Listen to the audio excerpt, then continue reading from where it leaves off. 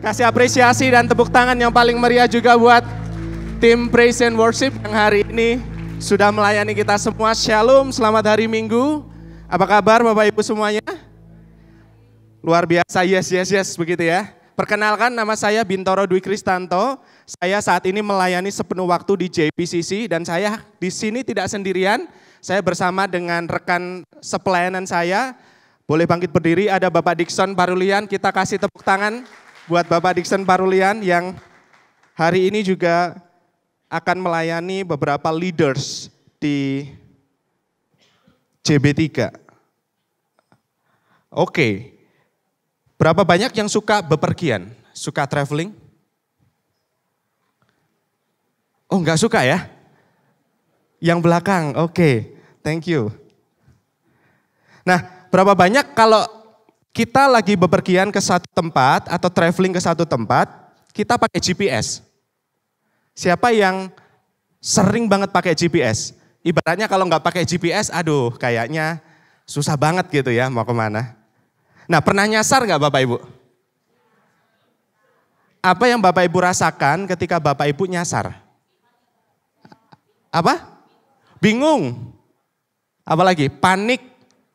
Terus kemudian struggle banget, ini gimana kembali ke jalan yang benar begitu ya.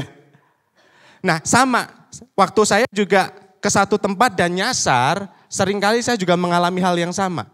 Bingung, gak ngerti harus kemana, gimana caranya keluar dari ketersesatan ini, kenyasaran ini. Terus gimana caranya supaya saya kembali on track untuk kemudian saya mencapai tujuan yang sudah saya tetapkan. Waktu kita nyasar, bukan kita tidak punya tujuan sebetulnya. Betul? Tujuan kita jelas, kita mau pergi ke satu tempat. Ke mall, ke daerah Jakarta mungkin dan lain sebagainya. Kita punya tujuan, tapi seringkali yang bikin kita struggle adalah waktu kita nggak tahu posisi kita di mana. Waktu kita nggak ngerti kita ini ada di daerah mana. Boro-boro kemudian kita arahkan kepada tujuan yang benar, kita aja nggak ngerti kita posisi kita di mana. Pernah mengalami apa yang saya alamin? Nah, segala sesuatu saya percaya itu memiliki titik awal dan juga titik akhir. Alasan mengapa kita melakukan apa yang kita lakukan dan kemana kita pergi. Ada titik awal dan juga titik akhir. Alasan kenapa kita melakukan apa yang kita lakukan dan kemana kita akan pergi. Nah, di dalam konteks pelayanan, di dalam konteks pekerjaan kita yang kita lakukan di dalam kehidupan kita sehari-hari, apakah kita tahu starting point kita di mana? Titik mula kita di mana? Kemana kita akan pergi? Tujuan kita. Nah, hari ini kita akan sama-sama belajar. Mengapa hal ini begitu penting? Karena menurut saya kehilangan alasan mengapa kita melakukan apa yang kita lakukan itu membuat kita melakukan apa yang kita lakukan udah gak enjoy lagi. Udah banyak aduhnya. Pernah mengalami itu gak? Aduh dijadwalin pelayanan, aduh ada kerjaan banyak, aduh. Itu adalah salah satu tanda kita udah mulai kehilangan the why. Mengapa kita melakukan apa yang kita lakukan. Akibatnya apa? Pelayanan yang kita kerjakan atau pekerjaan yang kita lakukan itu hanya menjadi sebuah rutinitas saja. Yang penting dilakukan deh checklist. Saya sudah melayani hari Minggu dan tapi kehilangan makna di balik itu semua. Akibatnya yang lebih parah lagi apa? Mulai kelelahan. Ada lagu ya Bapak Ibu, jangan lelah. Apa? Bekerjadilah. Gini-gini suara saya juga lumayan bagus gitu ya. Tapi takutnya kalau saya nyanyi nanti semua pada rebah gitu ya. Maksudnya tertidur gitu. Mulai kelelahan. Padahal harusnya lagunya yang benar bukan jangan lelah. Lelah udah pasti, kita pasti mengalami kelelahan. Tapi harusnya lagunya diubah begini, jangan nyerah, kerja di ladangnya Tuhan. Sampai di sini oke? Kelelahan, kemudian frustasi, Dan kalau ini terus-menerus terjadi, nggak kita tangani dengan segera, orang bisa burn out. Orang bisa mengalami istilahnya meledak.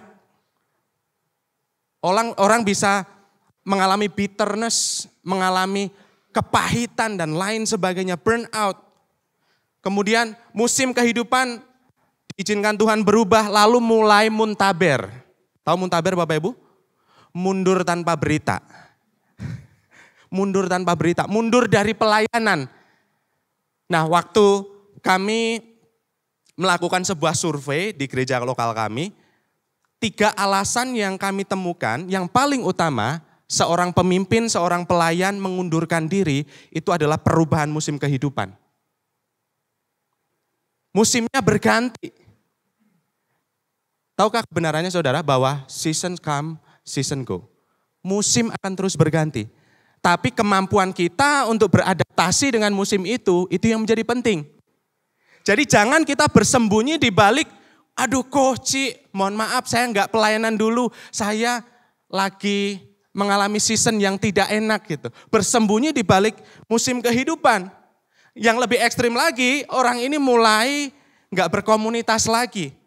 Jarang terlihat di gereja, bahkan sampai kehilangan imannya kepada Kristus. Simple karena tidak meyakini, menyadari, tidak merevisit kembali the why we do what we do. Nah, ada sebuah kutipan dari Pete Scazzero bahwa satu tempat yang sangat berbahaya di dalam konteks kerohanian kita adalah pada saat kita sibuk melakukan untuk Tuhan, sibuk melakukan segala sesuatu buat Tuhan, tapi sudah tidak lagi melakukannya bersama dengan Tuhan. Saya ulangi, hal kerohanian atau tempat yang cukup berbahaya di dalam konteks kerohanian kita adalah pada saat kita sibuk melakukan segala sesuatu untuk Tuhan, Kolose 3 ayat 23. Dalilnya untuk Tuhan, tapi melakukannya udah lagi nggak bersama-sama dengan Tuhan. Nah, kabar baiknya kita ada di tempat ini, kita akan sama-sama belajar, kemudian kita diingatkan kembali fondasi, diingatkan kembali the why we do what we do. Sehingga tension yang tadi yang saya sebutkan, yang tidak lagi menikmati, tidak enjoy, pelayanannya sekedar rutinitas, kelelahan, frustasi, burnout dan lain sebagainya itu tidak terjadi dan bisa kita tangani kalaupun itu muncul dalam kehidupan kita. Sampai di sini, oke? If the why is strong, is clear, then the how is easy. Pertanyaan saya adalah, untuk apa saudara ada di tempat ini? Untuk tujuan apa saudara ada di dunia ini? Saya senang saudara bertanya. Terima kasih buat pertanyaan saudara ya. Nah, Pentakosta yang beberapa minggu kemarin kita peringati merupakan hari di mana gereja itu lahir, establish dan memulai misinya. Tahu misinya gereja apa? Kisah Para Rasul 1 ayat 8, gak ada di slide. Misinya gereja adalah menjadi saksi Kristus dari Yerusalem, terus kemudian kemana? Yudea, Samaria, sampai ke ujung bumi. Pertanyaannya adalah gini, gimana caranya untuk kita bisa mulai menjadi saksi Tuhan sampai ke ujung bumi? Sekali lagi saya senang saudara bertanya, terima kasih. Kita baca di Matius 28 ayat 18 sampai 20. Ini kalau di JPCC, ini ayat hafalan kita. Kalau mau jadi ketua komsel, kamu hafal nggak ayat ini? Enggak, bercanda, itu aturan dari saya aja. Yesus mendekati mereka, ayat 18 ya. Jadi amanat agung dimulai dari ayat 18 Bapak Ibu, bukan ayat 19. Yesus mendekati mereka dan berkata, kepadaku telah diberikan segala kuasa di sorga dan di bumi. Jadi Yesus udah dikasih otoritas nih sama Bapaknya yang di surga, atas surga dan atas bumi. Otoritas itu untuk apa? Ayat 19, karena itu pergilah, jadikanlah semua bangsa apa? Jemaatku. Bukan ya? Jadikan semua bangsa apa? Murid. Kita diminta Tuhan untuk menjadikan segala bangsa murid. Kira-kira kalau saudara punya surat wasiat dari orang tua atau dari kerabat dekat yang dia mau bepergian jauh, wasiat itu penting nggak? Harus dilakukan nggak? Berarti amanat agung itu bukan pilihan agung, betul ya? Pilihan berarti ya udahlah nanti aja, itu tugasnya pendeta, tugasnya Pastor Diki Hizkia, tugasnya Pak Dani dan lain sebagainya. Saya mah jemaat biasa, enggak lah. Masalahnya ini mention soal posisi enggak? Artinya apa? Setiap kita yang mengaku mengikut Kristus itu punya mandat yang sama. Go therefore and make disciples. Caranya gimana? Baptis mereka dan ajar. Baptis itu bukan bicara soal metode, mau selam, mau percik, nggak jadi soal. Bukan itu. Baptis di sini adalah proses untuk menuntun orang kepada pertobatan. Dari yang belum percaya jadi percaya, itu cakupan pemuritan kita. Jadi bukan hanya untuk orang-orang yang ada di gereja lokal kita, ada di komunitas kita, bukan. Tapi untuk semua orang yang belum percaya, untuk kemudian dituntun menjadi percaya, kemudian kalau dia sudah percaya, nggak berhenti untuk dituntun, diajar. Supaya apa? Mereka melakukan segala sesuatu yang telah kuperintahkan kepadamu.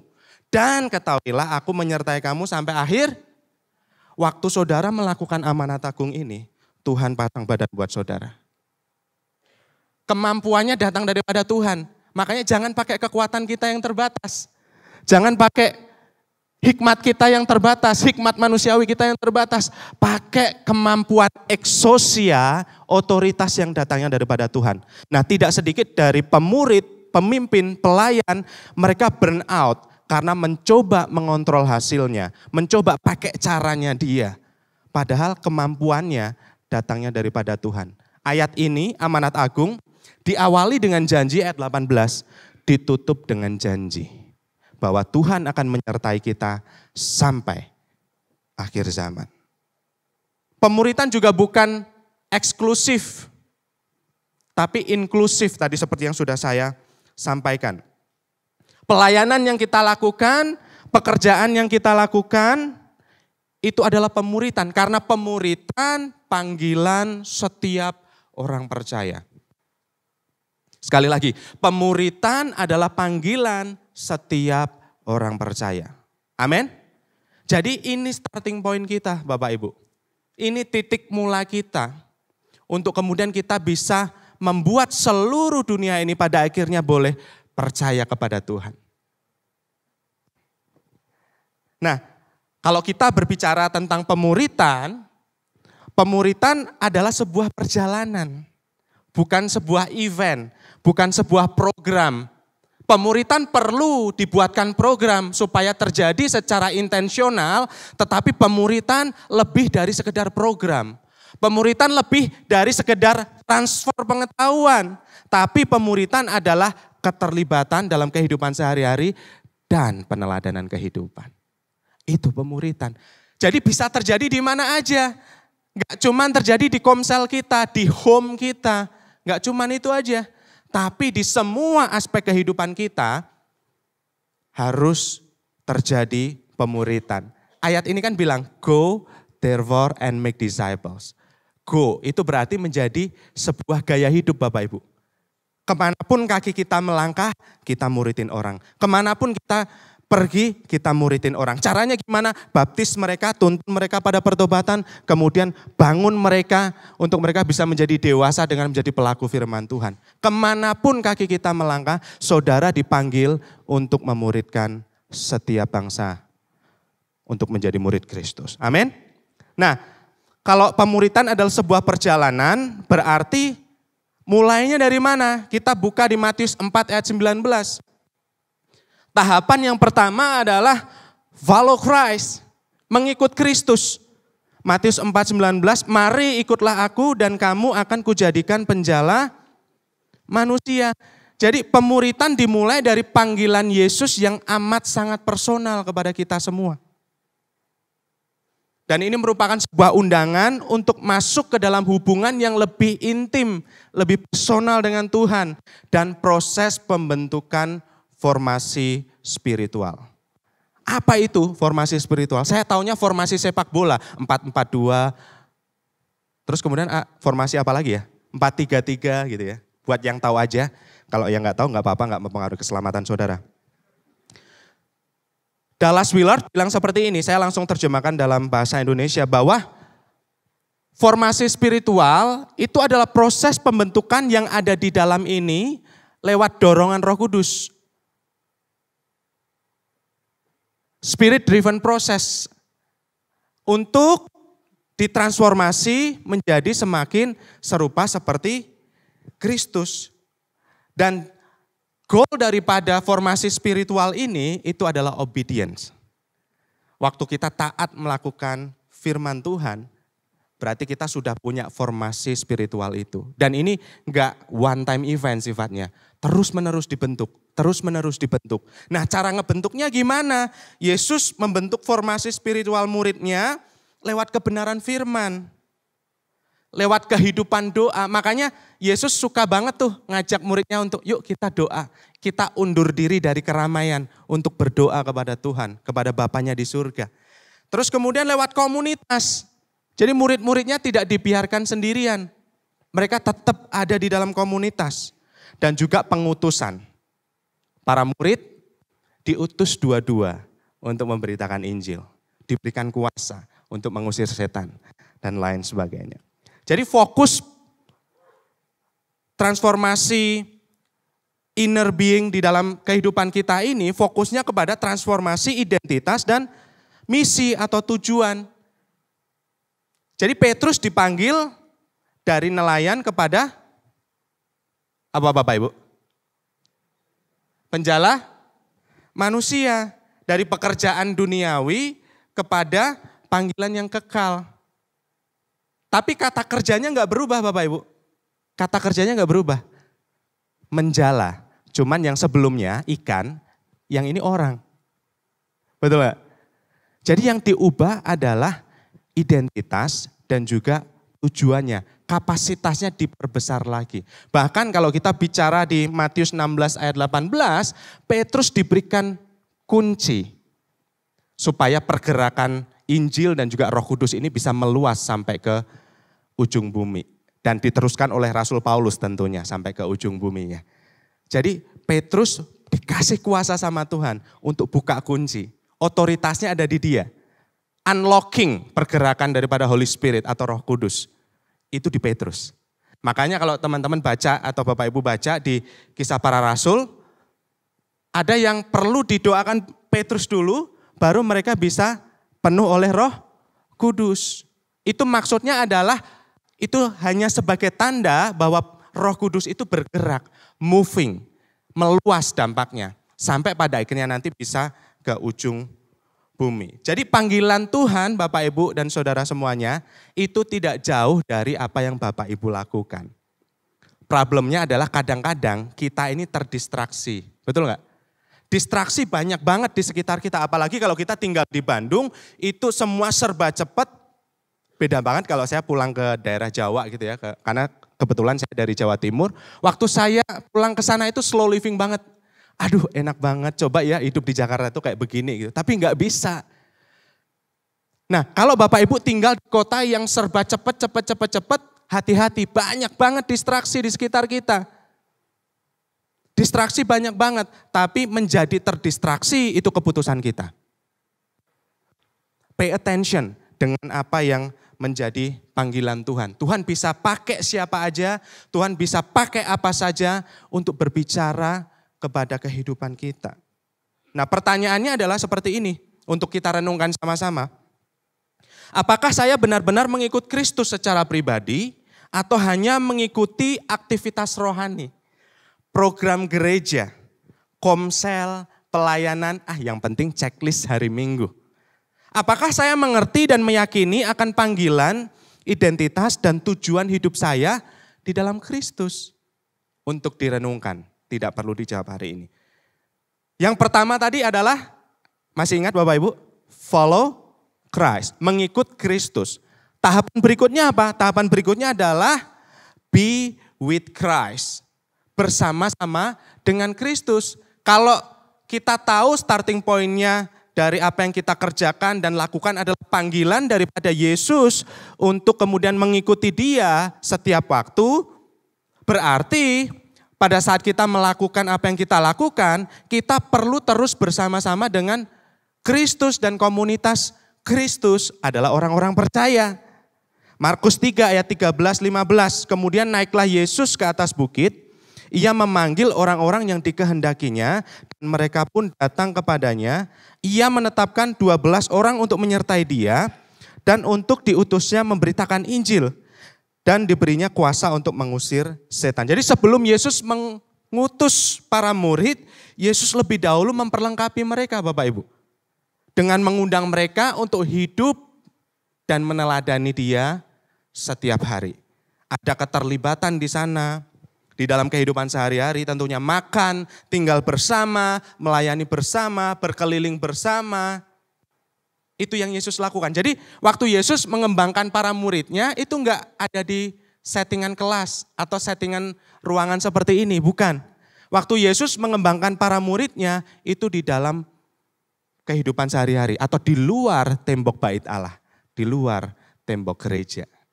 Nah, itu cara Yesus mengembangkan para muridnya.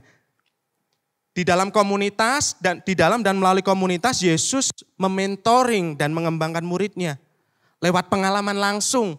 Jadi waktu para muridnya kembali dari yang diutus dua-dua itu, Yesus kasih umpan balik, dikasih feedback yang konstruktif, yang membangun. Oh, keren, diapresiasi, good job bro gitu.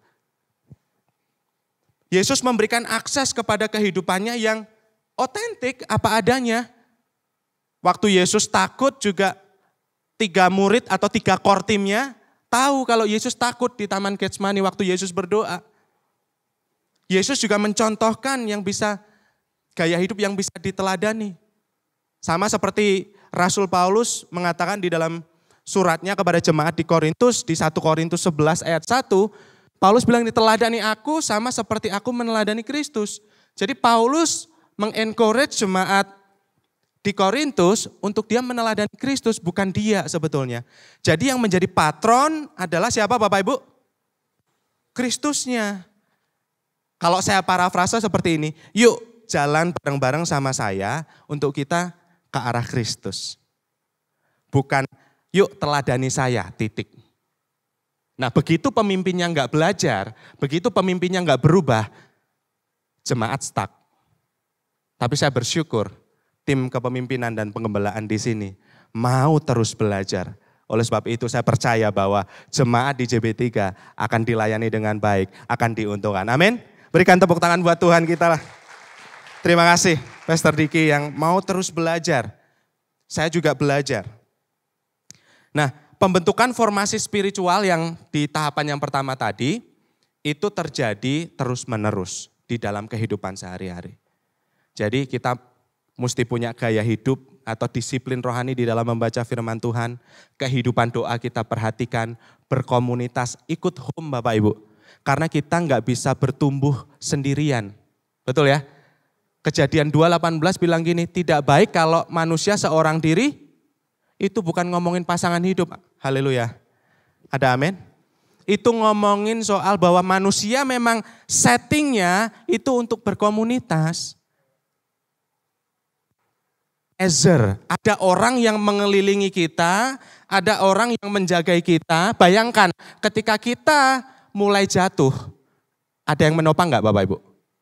Itu komunitas. Ikut home, ikut komunitas. Memberi diri untuk dimuridkan oleh pemimpin rohani kita. Enggak ada home atau komsel yang sempurna, tapi ada home atau komsel yang dewasa dan home yang sehat. Amin. Keputusan kita itu penting banget. Pertanyaannya adalah, apakah saya menjadikan hidup saya, komunitas, komsel saya, home saya, tempat bagi setiap orang untuk juga belajar mengikuti teladan Kristus. Kan bersama-sama dengan Kristus. Mulainya karena dipanggil oleh Kristus, menjalaninya juga bersama-sama dengan Kristus dan juga komunitas orang percaya lainnya. Supaya apa? Ada yang ngejagain kita Bapak Ibu. Ada yang ngejagain kita. Apakah saya secara konsisten membangun hubungan yang dalam dengan mereka? Karena Mike Breen bilang seperti ini, you cannot make disciples from a distance. Discipleship demands proximity. Kita nggak bisa membuat atau mereproduksi murid dari jarak jauh. Maksudnya ini bukan soal lokasi atau teritori atau wilayah gitu ya. Tapi ini bicara tentang kedekatan, kualitas, dan kedalaman hubungan. Kita masih bisa memuridkan orang lain, teman kita, sahabat kita yang mungkin ada di luar negeri, tapi kita setiap hari berkomunikasi, ada Zoom meeting dan lain sebagainya. Jadi kita nggak bisa membuat murid atau mereproduksi murid dari jarak jauh.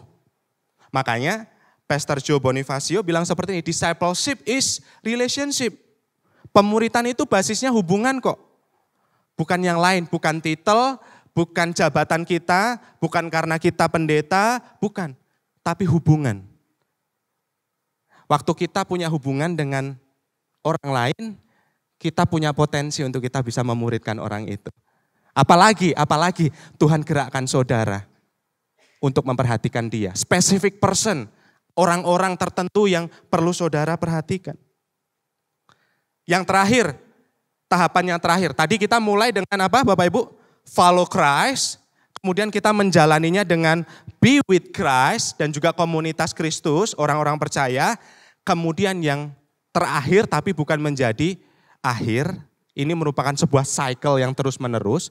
Yang ketiga adalah remain in Christ. Tetap tinggal di dalam Kristus. Yohanes 15 ayat 5 dan 7 bilang seperti ini. Akulah pokok anggur dan kamulah ranting-rantingnya. Barang siapa tinggal di dalam aku dan aku di dalam dia, ia berbuah banyak. Sebab di luar aku kamu tidak dapat berbuat apa-apa. Jikalau kamu tinggal di dalam aku dan firmanku tinggal di dalam kamu, mintalah apa saja yang kamu kehendaki dan kamu akan menerimanya. Pemuritan sejati nggak pernah lepas dari hubungan yang intim, dalam, dan melekat kepada Sang Sumber. Siapa sumber kita Bapak Ibu? Kristus. Jadi ini merupakan sebuah perintah untuk saling tinggal. Dua arah Bapak Ibu. Jadi bukan hanya dari satu sisi aja, bukan. Ini perintah untuk saling tinggal. Tinggal di dalam Kristus berarti tinggal di dalam, kalau berdasarkan ayat ini, firman-Nya. Jadi firman Tuhan ini berfungsi untuk pruning kehidupan kita. Ranting ini harus secara sengaja dipotong dan dibersihkan. Supaya apa Bapak Ibu? Terus berbuah. Tapi berapa banyak waktu kita di-pruning sama Tuhan, diproses sama Tuhan, dipotong sama Tuhan, terus kemudian kita protes. Orang yang tidak mencintai proses, kebanyakan protes. Asik ya? Quote-nya, itu barusan muncul tiba-tiba loh. Ini pasti hikmat daripada Roh Kudus nih ya, haleluya. Jadi waktu kita diproses sama Tuhan, itu tujuannya adalah supaya hidup kita bisa berbuah lagi, lebih lebat lagi. Jangan protes, aduh Tuhan sakit, ya memang betul, kan dipotong, dibersihin rantingnya. Memang sakit, tapi hasil akhirnya kita tahu bahwa ranting ini akan jadi lebih sehat dan berbuah. Karena saya percaya segala sesuatu yang sehat itu pasti bertumbuh. Betul ya? Saya nggak perlu doakan anak saya pakai bahasa roh, kemudian dalam nama Tuhan Yesus bertumbuh. Nggak perlu, saya cukup kontrol makanannya dia. Apa yang masuk di dalam kehidupannya dia, apa yang dia makan, kalau itu sehat, dia bertumbuh dengan sendirinya sesuai dengan waktunya Tuhan. Amin. Jadi pekerjaan kita, pelayanan kita, home kita, komsel kita, kalau mau bertumbuh, fokusnya di kesehatan Bapak Ibu yang kita kejar. Di kesehatan. Jaga kesehatan komunitas kita, komsel kita, departemen pelayanan kita. Supaya setiap orang yang ada di dalamnya sesuai dengan waktunya Tuhan itu bisa bertumbuh di dalam segala hal ke arah Kristus. Firman Tuhan berfungsi untuk pruning tadi seperti yang saya sampaikan. Jangan hanya sekedar membaca firman, tapi izinkan firman untuk membaca kehidupan kita. Kalau kita buka nggak ada di slide, di 2 Timotius 3 ayat 16. Segala tulisan yang diilhamkan Allah memang bermanfaat untuk mengajar, menyatakan kesalahan, memperbaiki kelakuan, dan mendidik orang di dalam kebenaran. Jadi jangan cuma baca aja, tapi izinkan firman ini membaca kehidupan kita, mempruning kehidupan kita. Karena waktu kita dibenturkan dengan kebenaran, itu pasti kita protes, pasti nggak enak. Karena sedang di-shaking, apa yang ada di dalam kita, core belief kita, itu sedang di-shaking sama kebenaran. Justru itu adalah good sign Bapak Ibu. Waktu kita, aduh kok begini ya, waktu kita baca firman Tuhan terus kemudian kita tersentak, kita tertegur, itu adalah good sign. Untuk saudara mengizinkan Tuhan, firman-Nya mempruning kehidupan saudara.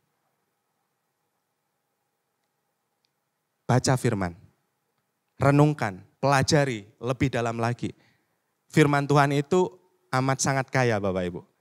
Layer demi layer. Waktu saya kemarin mengajar di salah satu workshop di RLA, saya mengajar tentang komunikasi, saya belajar dari Yohanes 4. Di tengah-tengah KRL, kereta listrik maksudnya ya, komuter lain dari tempat saya berangkat di stasiun Rawabuntu sampai ke stasiun Palmerah. Di jam padat 6.30, saudara bisa bayangkan itu kayak pepes pindang. Desek-desekannya minta ampun, tapi di tengah-tengah itu saya baca Yohanes 4. Kemudian saya menangis. Orang di sebelah saya pada ngelihatin, ini orang kenapa? Enggak peduli Bapak Ibu saya. Saya saat itu mengalami divine moment sama Tuhan. Waktu saya baca Yohanes 4 dan Tuhan bilang gini, I am he. Akulah Mesias itu kepada perempuan Samaria. Apa yang terjadi? Perempuan Samaria ini menjadi penginjil pertama wanita yang kemudian pergi ke kota memberitakan bahwa di sana ada Mesias dan banyak orang percaya. Saya nangis. Saya mengalami divine moment sama Tuhan. Izinkan firman Tuhan itu untuk membaca kita, bukan kita yang membaca saja. Alami Tuhan lebih dalam lagi. Lalu bagikan itu ke orang lain. Kadang-kadang solusi yang kita pikir orang itu butuhkan, bukan solusi yang sesungguhnya orang itu perlukan. Perempuan Samaria ini enggak ada di skrip, ini di luar skrip. Saya hanya mengikuti tuntunan Roh Kudus. Waktu Yesus ngomong sama perempuan Samaria ini, dia identifikasi kebutuhannya dia apa. Waktu kita ngobrol sama home member kita, anggota pelayanan kita, identifikasi kebutuhan dia ini sebenarnya apa ya? Yesus udah tahu ini orang bukan butuh air jasmani. Dia butuh air apa? Hidup. Which is itu dirinya sendiri. Tapi Yesus kan gak bisa langsung bilang, aku air hidup. Enggak. Yesus beresin dulu masa lalunya dia. Kamu udah punya 5 suami. Dan suamimu yang sekarang itu bukan suamimu. Langsung dia, wow, nabi ini pasti. Dari situlah kemudian percakapannya bergeser dari penyembahan, lalu pada akhirnya Tuhan bilang, I am he. Akulah Mesias itu. Nah, tugas kita sebagai pemimpin, sebagai pemurid, untuk kita memuridkan orang lain, melayani orang lain, itu bukan supaya orang itu setuju sama kita waktu kita berkomunikasi Bapak Ibu. Tetapi membangun pemahaman tentang siapa Kristus di dalam kehidupannya dia. Sehingga ketika dia mengenal Kristus, secara pribadi, dia mengalami Kristus secara pribadi, dia menyadari posisinya dia, identitasnya dia. Jadi kita nggak perlu judging, kamu nggak benar nih, nggak perlu, cukup kasih tahu aja kebenarannya. Waktu kita kasih tahu kebenarannya yang adalah Kristus itu sendiri, karena di Yohanes 14 ayat 6 Yesus bilang seperti apa? Akulah jalan, kebenaran dan hidup. Barang siapa kalau mau sampai kepada Bapa harus melewati aku dulu. Saya parafrase sedikit ya. Yesuslah kebenaran itu. Jadi fokusnya kita memperkenalkan siapa Yesus. Bukan memperkenalkan misinya kita secara pribadi. Bukan. Tapi memperkenalkan siapa Kristus. Implikasi ketika kita tinggal di dalam Kristus, ada beberapa hal, ada ketekunan, ada tahan uji, dan juga ada pengharapan. Dan kita tahu bahwa pengharapan di dalam Tuhan itu tidak pernah mengecewakan Bapak Ibu. Amin. Karena ada Roh Kudus yang menghibur kita, yang tinggal di dalam kehidupan kita. Pertanyaannya adalah, apakah saya tinggal dan mengizinkan hidup saya untuk terus-menerus dibersihkan oleh firman Tuhan setiap hari? Dan apakah ada perubahan atau dampak yang nyata, yang positif kepada orang lain serta lingkungan sekitar saya melalui keberadaan saya? Atau jangan-jangan ketika kita hadir semuanya pada pergi? Atau sebaliknya, ketika kita hadir, ada transformasi, ada pemulihan, ada terobosan, ada inovasi, ada kreativitas. Mau pilih yang mana Bapak Ibu? Itu keputusan kita. Dimulai dari kita mengizinkan firman itu mempruning kehidupan kita.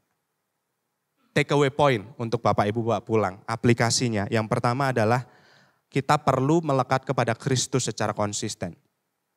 Bangun iman personal kita lewat doa, pujian penyembahan, baca firman Tuhan, renungkan, pelajari dan juga lakukan. Karena ini fondasi utama agar kita tetap berbuah dan tidak kehilangan arah. Saya mungkin minta tim praise and worship bisa naik ke atas. Yang kedua, menjadi murid Kristus yang bisa diteladani Bapak Ibu. Bapak Ibu pernah tahu tour guide? Pernah ikut tour sebuah travel? Mungkin ke Israel, saya belum pernah ke Israel, pengen banget, mudah-mudahan suatu saat nanti bisa ke Israel. Pertanyaan saya adalah begini, tour guide itu posisinya dia jauh atau dekat rombongan Bapak Ibu? Kalau tour guide-nya itu jauh, apa yang terjadi? Ini bisa lost, bisa nyasar, benar gak sih? Bisa nyasar. Tapi tour guide selalu ada di dekat rombongan. Nah begitulah kehidupan Bapak Ibu. Dekat dengan komunitas. Izinkan komunitas itu melihat kehidupan Bapak Ibu. Dan biar kehidupan Bapak Ibu menjadi contoh dan teladan yang bisa diikuti. Jadi teladan yang satu langkah atau dua langkah di depan. Jangan jaraknya terlalu jauh. Susah dikejarnya, susah diikutinya. Tapi satu langkah, dua langkah. Kalau anggota home kita bolong-bolong baca Alkitab, ya kita sebagai pemimpin jangan bolong-bolong. Kalau anggota home kita masih doanya 3 kali sehari, doa makan maksudnya, belum punya waktu pribadi sama Tuhan, ya kita sebagai pemimpin konsisten, betul ya? Jangan hanya berdoa pada saat kita makan saja, tapi miliki waktu-waktu khusus sama Tuhan. Devotion pribadi sama Tuhan. Jadi murid Kristus yang hidupnya bisa diteladani. Yang ketiga adalah menuntun orang lain untuk mengenal dan mengikuti Kristus. Jadi tujuan kita Bapak Ibu bukan hanya sekedar membawa jemaat untuk masuk kepada home aja, di komsel saja, bukan. Tapi yang belum percaya Tuhan, mereka bisa mengalami Tuhan. Mereka bisa percaya sama Tuhan lewat kehidupan kita. Kesaksian yang paling efektif adalah proses perubahan kehidupan kita sendiri Bapak Ibu. Dan kita bisa ditransformasi, salah satunya adalah melalui komunitas. Makanya saya dorong sekali lagi, yang belum datang ke home, terdaftar ke home, daftarlah. Saya ini produk komunitas Bapak Ibu. 2015, saya diajak, saya punya waktu 5 menit. Saya diajak teman saya, sampai ditarik-tarik, Bin ayo ikut komunitas, ayo ikut date. Saya nggak pernah mau Bapak Ibu. Saya takut kalau saya nggak diterima. Saya takut kalau saya dikucilkan. Saya punya trauma di masa lalu, saya pernah dikucilkan. Saya pernah nggak dianggap apa-apa. Tapi tahukah waktu saya memutuskan memberanikan diri untuk yes, karena teman saya nggak give up sama saya, oke deh, saya datang. Paling juga acaranya gitu-gitu aja. Waktu saya datang pertama kali, Tuhan jamah saya. Dan sejak saat itu,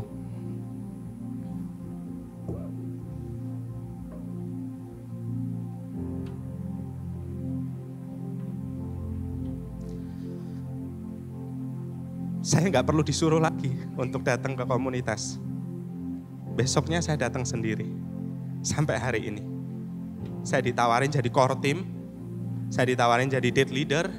Ketua komsel maksudnya. Saya ditawarin jadi date facilitator. Bahkan 2018 Pastor Alfi meminta saya untuk membantu dia sebagai full time staff di JBCC. Saya oke. Karena saya produk lewat itu semua. Nggak ada orang yang hidupnya bisa sendirian Bapak Ibu. Bisa bertumbuh sendirian. Kita butuh komunitas. Daftar di Hope. Pemuritan bukan sebuah pilihan. Tapi identitas setiap pengikut Kristus. Identitas itu apa sih? Sesuatu yang melekat dalam diri kita. Sesuatu yang kita hidupi sehari-hari. Ada tugas dan tanggung jawab di balik itu. Serta kewenangan dan otoritas yang menyertai. Tahukah Bapak Ibu? Waktu kita menjalankan amanat agung lewat komunitas. Karena saya percaya bahwa amanat agung ini tanggung jawab individu untuk semua orang, untuk Bapak, Ibu, dan saya. Tapi dilakukan dalam komunitas atau secara kolektif. Waktu kita melakukan ini Bapak Ibu, kita itu pakai kostumnya surga. Pernah gak waktu berhadapan dengan polisi gitu, mau ditilang, jantung langsung berdebar. Benar gak sih? Saya takut banget, aduh nanti gimana ya, ditilang berapa dendanya dan lain sebagainya. Waktu kita berhadapan dengan polisi, kita bukan hanya berhadapan dengan bapak itu yang nilang kita, tapi kita sedang berurusan dengan institusi kepolisian di Indonesia. Nah waktu saudara melakukan amanat agung, karena ini identitas, saudara pakai kostumnya surga. Kalau ada orang yang ada niat buruk, ada niat jelek buat saudara, dia bukan hanya berurusan sama saudara, dia berurusan dengan institusi kerajaan surga. Waktu Tuhan memberikan amanat agung ini, Tuhan kasih kuasanya, otoritasnya. Makanya saya mendorong untuk kita pakai itu. Sekali lagi kita dipanggil untuk hidup sebagai murid Kristus. Bukan hanya sekedar berjemaat di gereja lokal. Membentuk orang lain jadi murid Kristus lewat keterlibatan dan peneladanan kehidupan. Membangun budaya pemuritan Kristus di dalam komsel dan juga gereja lokal kita. Karena setiap kita adalah seorang pemimpin yang membangun budaya. Jangan melihat pemuritan itu sebagai tugas, sebagai beban, tapi sebagai sebuah panggilan setiap murid Kristus. Dan ingat dan percaya bahwa kuasa dan otoritasnya menyertai kita selama kita memuridkan orang lain. Jangan pakai kekuatan manusia kita yang terbatas. Pakai kekuatan Tuhan lewat rohnya yang tinggal dalam kehidupan kita. Karena Roh Kudus adalah penolong kita, penghibur kita. Tahukah Bapak Ibu, Tuhan bisa memulihkan ciptaan dunia dan seisinya ini dengan sekali menjentikan jarinya. Seperti Thanos. Karena dia maha kuasa, betul ya? Tapi Tuhan memilih melibatkan saudara dan saya untuk proses pemulihan ciptaan ini. What a privilege buat kita semua. Pemuritan itu adalah sebuah kehormatan di mana misinya Tuhan gak berhenti pada saat dia naik ke surga, tapi berlanjut sampai dengan hari ini lewat saudara dan orang-orang yang nantinya saudara muridkan melalui komunitas di gereja lokal ini. Implikasinya kalau kita mengerti ini semua, the why kita jelas. Kita menikmati, menjalani peran kita. Pelayanan kita bisa keluar dari kelimpahan. Ada potensi lelah, yes. Tapi kita bisa rest in God. Tetap memuridkan, tetap melakukan pelayanan kita, apapun yang dipercayakan fungsinya. Terlibat aktif di gereja, di komunitas, bahkan menuntun orang untuk bisa mengenal Kristus. The church changed the world not by making converts, but by making disciples. The church is the hope of the world. Saudara adalah harapan bagi dunia. Di tengah dunia yang sudah terdistorsi dengan dosa yang hancur, saudara dipanggil untuk menjadi preview bagaimana kerajaan surga memerintah. Kerajaan surga bukan sifatnya nanti, tapi hari ini. Nah, saudara jadi previewnya. Untuk orang bisa ngicipin teaser. Gimana sih kerajaan surga memerintah nanti? Tentunya ada keteraturan, ada ketertiban, ada kedamaian, ada sukacita, ada pengharapan. Nah, saudara adalah preview itu Bapak Ibu. Izinkan hidup saudara menjadi preview bagaimana kerajaan surga nanti memerintah. Ada beberapa pertanyaan diskusi yang bisa Bapak Ibu diskusikan lewat komunitas, lewat home. Silakan difoto saja. Setelah ini jangan cuma berhenti di khotbah hari Minggu. Diskusikan firman Tuhan barusan di dalam home masing-masing. Karena sekali lagi firman Tuhan yang kita aplikasikan itu yang mengubahkan kehidupan. Di dalam home kita nggak perlu jago-jagoan, teologi. Nggak perlu tahu banyak. Tapi kita perlu menjadi pelaku firman. Amin.